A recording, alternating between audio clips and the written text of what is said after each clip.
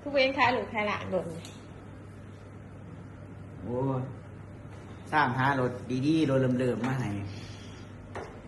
พี่น้องของป่าเบิ่งมันเป็นเดือดง่ายนี่ไล่ใหม่รถคันไอ้มาใหม่นี่พวกเขามานี่แต่ว่าสร้างหาไหลเริ่มๆงามๆมากโอ้ยหยาดเดี๋ยวนี้รถเริ่มก็หาหยาดแน่นี่ก่อนปีใหม่เนาะไผอยากไหลรถไหลร่างไปขับไปขี่ไปถึงปีใหม่ปีมันก็ตักมาเลยพี่น้องเด้อF4 พาเนาะเอาเบิ่งได้เดียดกันเลยนี่ท่านนี่เป็นเว็บลอยสีเขียวเลยพี่น้องเด้อเว็บนี้ยกได้นี่เบิ่งพ่วงเดิมกันหอดยังยากอยู่นี่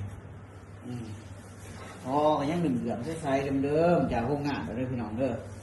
แต่ว่าเป็นป่ายสวรรค์ในเขตเด้อนี่เด้อนะครับรถคันนี้บอลสีมีน้อยนึงนี่สีหลอกน้อยนึงนี่กันหอดแต่ยังยากอยู่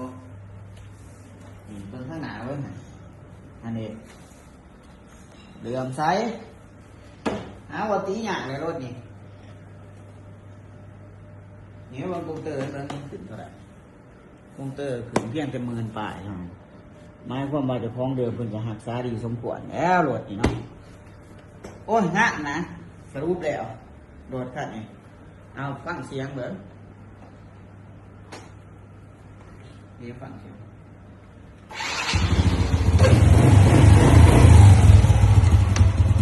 นั่งฟังแล้วรถคันนี้เนาะ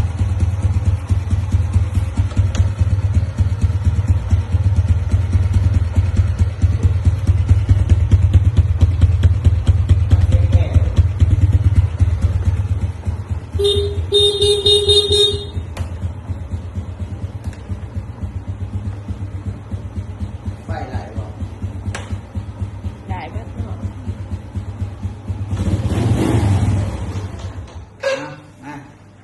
ใครว่าท่านมีรถใส่รถขี่ปีใหม่แล้วพี่น้องเด้อรถมีหนังสือไปสวรรค์เขตเนาะไปอย่างไรถักมารถนี่ฮะประกันความเดิมเนาะเดิมยี่หรอคือว่าสร้างหารถใส่รถดีๆนี่มันเดิมง่ายได้ตอนมีคนลูกค้ากระทำร้ายขนาดตอนบ่ท่านมีรถลูกค้าถามร้ายเนาะอย่างไรรถเดิมๆน้องพี่น้องเนาะนี่เลยเขาจัดมาให้ตามคำขอเลยเด้อพี่น้องเด้อตอนปีใหม่นี่เนาะอีกเพิ่งปีใหม่นี่จะเดือน4นี่เนาะวันที่10 ปลายมาเอาไปขี่ก่อนเด้อพี่น้องเด้อราคาเนี่ยยังบอกกันหลังไม่รายละเอียดทักมาร่วมกันตัวจริงมาจากไหนมาเบิ่งตัวจริงก็ได้เด้อพี่น้องเด้อรถเท่านี้อยู่ปากเซ่คือเก่าอยู่คลินิกเซโดนเนาะคลินิกเซโดนมีเสียงหนังสือมีใบสื่อขายยังหายเนาะเอาสำนักเด้อรายละเอียดจังหวะกันตัวจริงเนาะพี่น้องเนาะ